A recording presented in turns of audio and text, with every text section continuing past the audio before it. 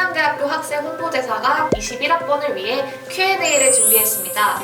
에브리타임 새내기 게시판부터 대학생활 밸런스 게임, 기강 팁까지 전부 다 설명해 드릴 테니 놓치지 말고 끝까지 시청해주세요. 먼저 에브리타임 새내기 게시판 읽어보는 시간을 가져볼까요? 족보 받기 많이 힘드나요? 엄청 친한 선배 아니면 잘 안 주겠죠? 저도 신입생 때는 많이 받았었는데 처음부터 모르는 선배한테 족보 좀 주실 수 있어요? 이거는 좀 어려워가지고 그쵸. 이제 좀 친해지고 싶다는 식으로 선배들이랑 이렇게 호감을 쌓고 수업 어떻게 듣고 어떤 시험 유형이 나오는지 이렇게 여쭤보다 보면은 선배들이 그래도 하나둘씩 이렇게 풀어주지 않을까라는 생각을 하긴 합니다. 맞아요. 네, 맞아요. 두 번째 게시물입니다. 선배님들 자취방 어떻게 구해요? 라고 게시물을 올려주셨는데요. 자취방 구하는 법은 일단 부동산을 많이 돌아야 됩니다. 부동산을 많이 돌아서 어떤 집이 나와 있는지를 일단 알아야 되고, 요즘 어플에도 되게 많이 나와 있잖아요. 근데 그게 다가 아니라서 부동산에 직접 돌아다니면서 집을 직접 보고 채광이라든지 몇 층이라든지 그런 것까지 다 꼼꼼하게 따져서 집을 알아보는 게 좋을 것 같습니다. 저는 궁동이 좋은 것 같아요. 왜냐면 궁동이 주위에 뭐가 많아요. 활동 범위를 크게 벗어나지 않는다는 게 좋은 것 같아요, 저는 궁동 지금 살고 있는데 보증금 200에 월세 원래가 33인데 이제 조금 잘 깎아가지고 31에 살고 있거든요. 오, 진짜 좋아요. 저는 지금 복명동 살고 있는데요. 저는 보증금 500에 월세 35, 관리비 따로 내고 있습니다. 유성온천역이 일단 가깝다는 장점이 있고, 그리고 주변에 아파트 층이 높아가지고 뷰가 너무 좋고 햇빛도 너무 잘 들어오고, 그래서 저는 만족하면서 살고 있습니다. 자연과학대학이랑 그 사회과학대 밑에 쪽에 보면은 장대동에도 원룸촌이 있거든요. 그래서 그쪽은 보증금도 한 100 정도에 월세 한 30? 근데 이제 장대동이 진짜 싼 걸로 알고 장대동은 진짜 싸고, 근데 그래도 가까이에 편의점도 있고 조금 산책하면은 뭐 노브랜드도 있고 이래서 그 근처 수업을 듣는다면 그것도 괜찮은 것 같습니다. 근데 기숙사 들어가면 처음에 밥 누구랑 먹지? 혼자 먹는 사람 많은가? 라는 게시물이네요.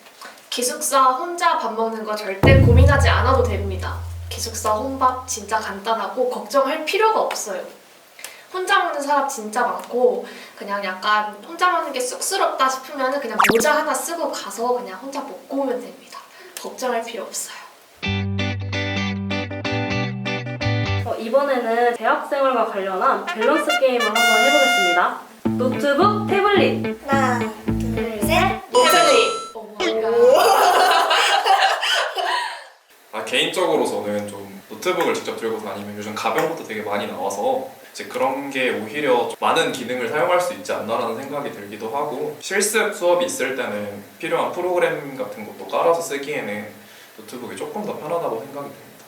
저도 이제 아이패드랑 노트북이 있는데 아이패드를 잘 안 쓰게 되는 이유가 이게 패드에서 지원되는 동영상이 있고 또 안 되는 동영상이 있어요. 그래서 저는 가벼운 노트북을 추천합니다. 저는 다른 의미에서 최근에 자격증 준비를 하고 있는데 태블릿 하나에 다 담아서 다니고 다니니까 삶의 질이 한 200% 올라가서 너무 만족해서 저는 태블릿을 꼽았습니다. 비대면, 대면. 하나, 둘, 셋. 비대면! 또 달라. 비대면 수업은 일단 수업 시작하기 5분 전에 일어날 수 있어요. 아 이건 맞죠. 왜 대면이 더 좋으세요? 저는 우선은 비대면일 때 공부를 너무 안 해요. 그러니까 좀 대면이어서 학교 나가서 뭐 규칙적으로 시간표 따라서 수업도 듣고 애들이랑 밥도 먹고 잠도 깨고 이래야 좀 제가 사는 느낌이 드는데 약간 비대면이니까 집에서 계속 축축 처지고 이러는 게 공부를 더 안 하게 되더라고요. 저는 이제 비대면보다 대면이 조금 더 공부하는 것도 그렇고 이제 궁금한 게 있을 때 바로바로 이제 피드백 받을 수도 있고 아이 컨택하고 이러면 교수님이 좀 알아주시거든요. 그러면 맞아. 확실히 집중이 대면이 더 잘 됐던. 다음은 기숙사, 자취. 자취! 이거는 당연한 거죠. 자취가 훨씬 편해요. 일단 기숙사에 살면은 남은 음식 어떻게 처리할 거예요? 근데 자취를 하면 그 다음날 재탕을 할 수 있어요. 그리고 일단 냉장고도 있으니까 얼릴 수 있다는 것도 있고 자취가 훨씬 좋아요. 혹시 기숙사에는 냉장고가 없나요? 그게 동마다 다른데 제가 7동하고 13동 살아봤거든요. 근데 7동은 냉장고 안에 냉동실이 있어요. 뭔지 알아요. 아, 맞다. 그리고 13동은 최근에 지은 거라서 그나마 좋은데 7동은 냉동실이 없다고 생각하시면 됩니다. 그리고 이제 장기가 밝거나 그러신 분들은 자취 강력히 추천드립니다. 맞아요. 다음은 월공강, 금공강. 월공강. 오, 월고가? 월공강. 완전이지? 저도 1학년 때 1학년, 2학년 전부 다 무조건 금공강을 했었거든요. 근데 그때는 아무래도 이제 코로나 이전 시기라서 좀 더 그런 게 있었는데 금요일에 과 행사나 이런 것들이 많으면 어차피 고향을 못 내려가요. 그래서 항상 금공강이 메리트가 없어지고 그냥 차라리 월공강을 만들어서 토일 월 쉬고 오는 게 훨씬 좋습니다. 다음은 시간표, 오전 몰빵, 오후 몰빵. 오전 몰빵. 오전 몰빵이에요? 네. 좀 오후. 무조건 오후. 일단 오전 몰빵을 제가 선택한 이유는 오전에 할 일을 다 끝내놓으면 오후에 저만의 시간이 생기는 게 저는 일단 그게 너무 좋아가지고 하루를 알차게 보내시는구나. 되게 진짜 부지런하시고 자책감이 드네요. 저도 괜히서 자책감 들고 마지막이에요. 토익 800 이상 맞기, 그림 2, 3, 4단계 수강하기. 토익 800.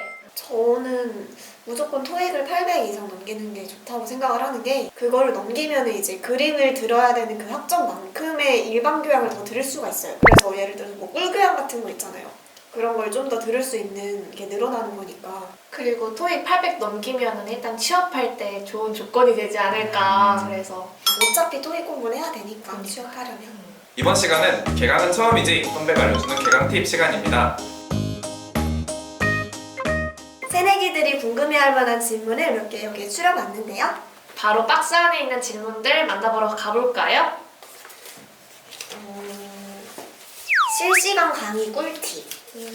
대체적으로 지금 비대면 강의가 계속 이어지고 있는데요. 이제 비대면 강의를 하는 대표적인 어플, 줌을 활용한 수업을 하고 있습니다. 이제 먼저 줌 어플을 깐 다음에 줌 어플에 접속할 수 있는 두 가지 방법이 있어요. 이제 교수님께서 주시는 회의 링크를 클릭해서 바로 들어가는 방법과 회의 아이디, 비밀번호를 입력하고 들어가는 방법이 있는데요. 이거는 교수님마다 조금씩 다른 방법을 사용하셔서 둘 중에 하나를 사용하시면 될 것 같습니다.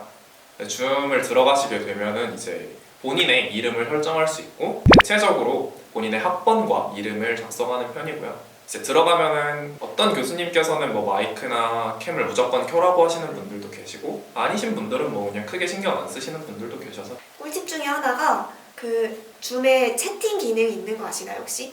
채팅 기능에서 맞아요. 전체 그 사람들한테 보낼 수 있는 전체 채팅이 있고 또 한 사람을 지정해서 그 사람한테만 보낼 수 있는 채팅이 있어요. 교수님한테만 이렇게 질문을 한다든지 전체적으로 질문하기가 부끄러운 경우 그런 채팅 방법도 되게 유용하더라고요. 그럼 이제 다음 질문 한번 또 뽑아볼까요? 네, 시간표 짜는 꿀팁. 네, 시간표 짜는 꿀팁이 나왔습니다. 이제 수업을 신청하다 보면은 전공 기초? 전공 핵심? 전공 심화?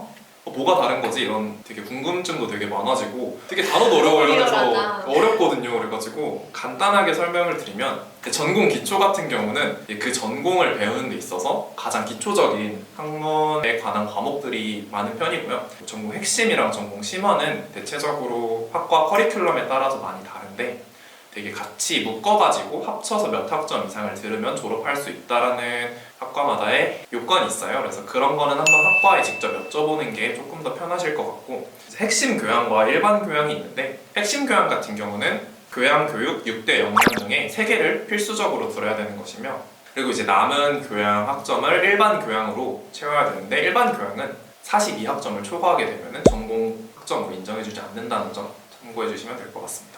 그리고 진로 설계랑 미래 설계 상담을 꼭 들어야 졸업을 할 수가 있는데요. 진로 설계는 1, 2로 구성이 되어 있고요. 다 1학점씩이고 그리고 진로 설계 2가 최근에 취업과 창업이라는 이름으로 변경되었으니까 그 점도 참고하시면 좋을 것 같고 그리고 미래 설계 상담도 1부터 6까지 있어서 5번 들으면 졸업하실 수 있습니다. 그럼 졸업 요건을 정리해보자면 공통 기출교양은 총 8학점을 들으시면 되고요. 핵심 교양은 총 9학점 이상, 그리고 인문학 관련 교과목도 들으시면 됩니다. 소프트웨어 관련 교과목도 한 과목 이상 들으셔야 되고요. 미래설계 상담은 학점이 인정되지 않지만 1부터 6까지 있는데 이 중 5개 이상 이수를 하셔야 졸업하실 수 있습니다. 다음 질문 바로 뽑을까요? 교양 수업 추천해주세요. 저는 영화문학의 이다원 교수님 제 인생 교양이라고 생각합니다. 저는 꿀교양이라고 하면은 우선 학점이 좀 잘 나와야 된다고 생각을 해서 사람이 많고 좀 내용이 저한테 잘 맞았던 거는 이건 좀 사람마다 다르긴 한데 언어나 뭐 철학 이런 쪽을 좋아해서 영화 속 철학 이야기 이런 것도 되게 재밌게 들었고요. 저는 좀 활동적인 수업도 많이 들어봤었거든요. 수영이라는 과목도 있고 스키라는 과목도 들어봤는데 이제 스키는 되게 많은 교수님들이 열어주시고 이제 다 같이 겨울방학 때 스키를 타러 가는 그런 수업으로 제가 알기로는 2학기 때 열리고 2학기 수업은 이제 한두 번 정도 그냥 이론 수업 듣고 나서 종강하고 나서 한 3박 4일 정도 스키를 타러 가는 걸로 알고 있습니다. 오, 좋다. 새내기를 위한 Q&A와 꿀팁을 알려드리는 시간이었습니다. 이번 영상에 더 담기 어려워 2탄도 준비했으니 많이 기대해주세요. 그럼 다음 영상에서 만나요.